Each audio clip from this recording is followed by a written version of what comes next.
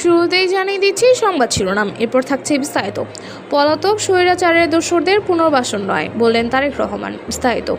ঢাকা থেকে বিএনপির ভারপ্রাপ্ত চেয়ারম্যান তারেক রহমান সাফ জানিয়ে দিয়েছেন, এমন কোনো পদক্ষেপ নেওয়া উচিত নয় যাতে পলাতক স্বৈরাচারের দোসররা পুনর্বাসনের সুযোগ পায়। শুক্রবার রাজধানীর স্কাটনে এক ইফতার মাহফিলে লন্ডন থেকে ভার্চুয়ালি যুক্ত হয়ে তিনি বলেন, সংস্কার কখনো শেষ হয় না, এটি চলমান প্রক্রিয়া।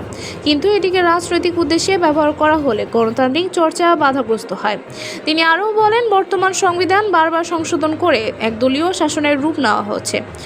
গণতন্ত্র প্রতিষ্ঠায় জনগণের রাজনৈতিক অধিকার ও অংশগ্রহণ নিশ্চিত করাই বিএনপির মূল লক্ষ্য। এ সময় তিনি হুঁশিয়ারি দিয়ে বলেন, জাতীয় নির্বাচনের আগে স্থানীয় নির্বাচন হলে যাতে স্বৈরাচারের দোসররা রাজনীতিতে পুনর্বাসিত হওয়ার সুযোগ পাবে, যা কোনোভাবেই গ্রহণযোগ্য হবে না।